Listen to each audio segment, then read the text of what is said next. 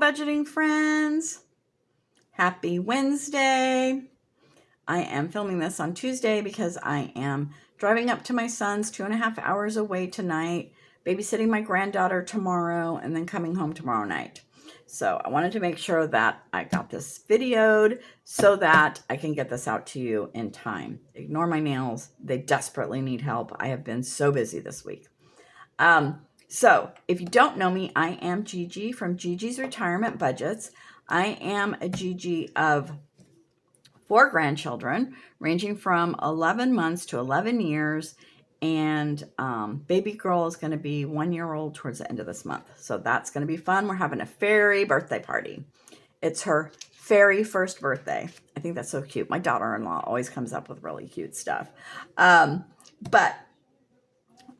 am on here just trying to show people how I budget on a retirement income to save, become debt-free, and to live the retirement of my dreams, which focuses around my grandchildren right now.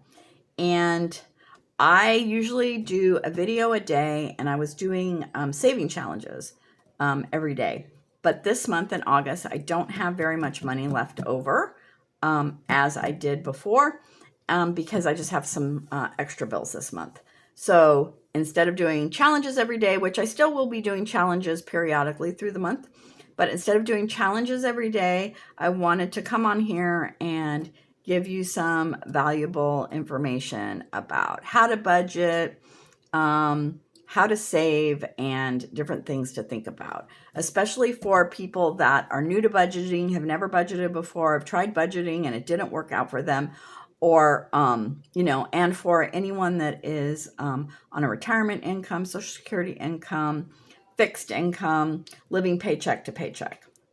So I just finished a video for Tuesday. So it will have been posted by the time you see this. And it was on the topic. I literally just did it and my mind is blank. The topic was how to create a retirement budget from scratch. Okay. And this is day 3 of this series. And this is part of the budget breakdown. And today we're going to talk about the top 5 budget categories to fully fund first, and then the top 5 that you want to fund last. Because people kind of get confused when they start budgeting, like what should they actually be budgeting for? And especially if you're doing cash envelopes, which one should you put cash in and all that kind of stuff. So over the course of this month, I'm going to be breaking all this down for you. Now this says day 3. I've only done 2 videos because the first video of the series came out to be to do your monthly budget. And I already did my monthly budget for August back at the end of July. I will link that video down below so that you can watch that and see how I do that part, the official day 1, right? So let's get into this. Top 5 budget categories to fully fund first, okay? And so number 1 is housing. Okay, you want to make sure that you have your housing, your food, your utilities, are the most important, right? So housing, your mortgage and your rent, your property taxes, your homeowners or renters insurance, and your basic home maintenance. Okay, that's number 1. Number 2, you want to make sure that you have your utilities covered. Electricity, water, gas, internet, phone, trash, and sewer services. Okay. I would say that maybe internet would be at the bottom, last at this category, okay? And then number 3, food and groceries. Gotta eat, right? So food and groceries, your basic household supplies, and any special dietary needs that you have, right? And then number 4, make sure you have your health care covered. Your Medicare premiums, supplemental insurance, prescription medications, co-pays, and treatments.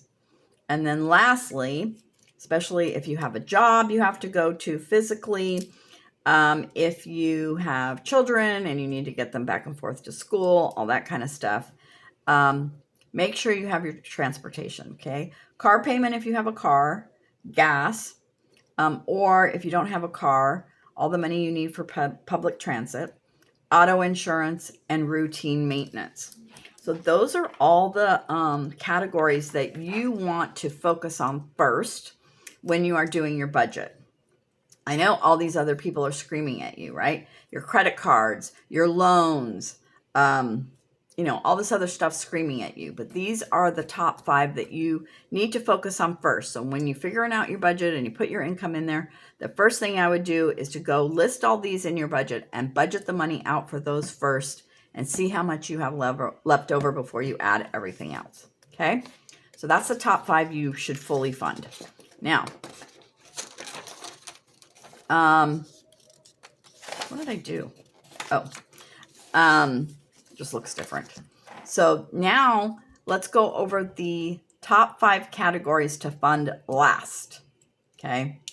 Now these are all the fun ones, which can seem like budgeting is not going to be fun, but there's a way to work some of this stuff in there.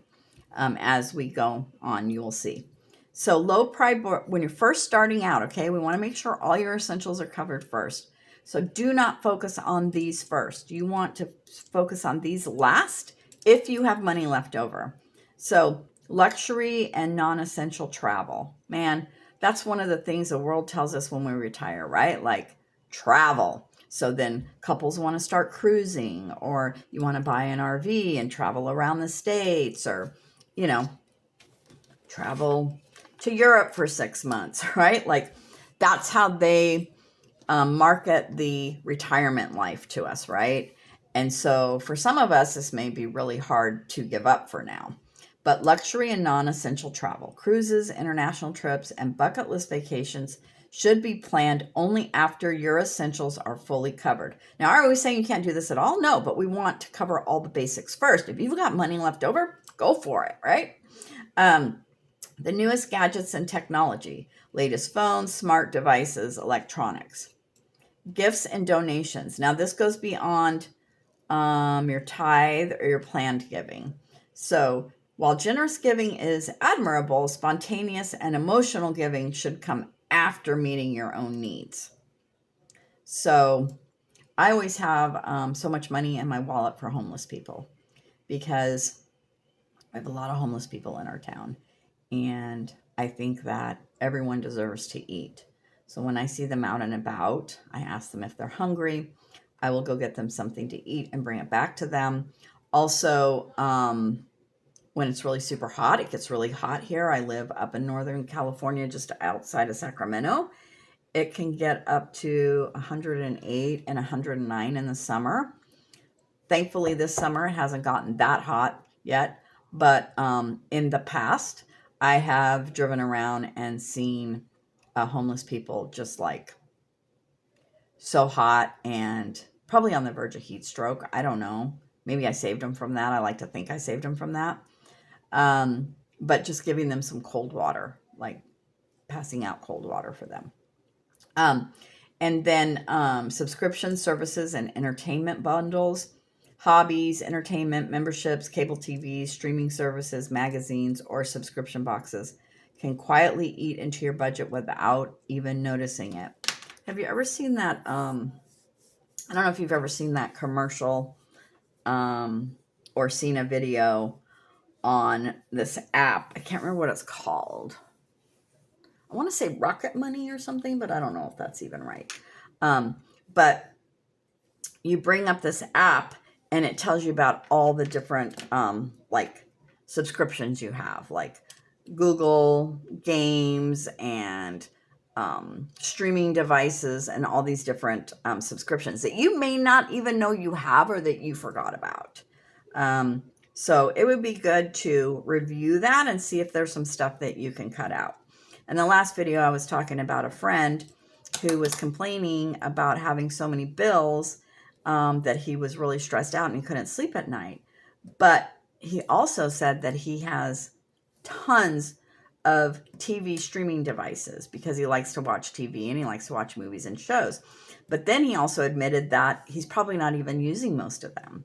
So if you're stressing about money and you're not having enough money to pay your bills, go through this and figure out what you can get rid of. And it doesn't even have to be permanent. Like once you get on your feet, once you pay off a couple credit cards or whatever, maybe you can circle back around to this and put your favorite stuff back on, right? Home upgrades and large renovations, unless safety related, large home improvements, new kitchen, deck, etc., should be strategically planned or delayed. So those are the top, let me see, make sure I don't have anything else on this next page. These are the top 5 categories that you want to fund last when you are planning your when you're planning your budget. All right. So that is all I have for you today. I would love for you to subscribe if you got any value out of this video. If you're new to budgeting, if you are a retiree trying to make ends meet, trying to make your retirement last longer. For me, I didn't have any, I have no retirement savings. So what I have is what I live on, and I'm trying to save now for the future. And then also, if you're living paycheck to paycheck and you just feel like you don't have any money to save at the end of the month, or any leftover money, if you fall into any of these categories, you're on a fixed income, I would love for you to subscribe and comment and like on my videos. If you have any questions, if you're not sure about something, if you need me to explain something, if you're having trouble figuring something out, go ahead and comment. Let's have a conversation around this stuff. And then, because I want to build a community. And then also hit the notification button, because that will notify you when I upload another video. And I upload a video every day. And so we're just going to continue with this series over the month on how to budget, all kinds of different topics, okay? So tomorrow's topic is going to be how I tie savings challenges into my budget, because I think people get really confused about that. So that will be tomorrow's topic, and I hope that you come back and you come watch it. And I will see you tomorrow. Love, Gigi and Lavender.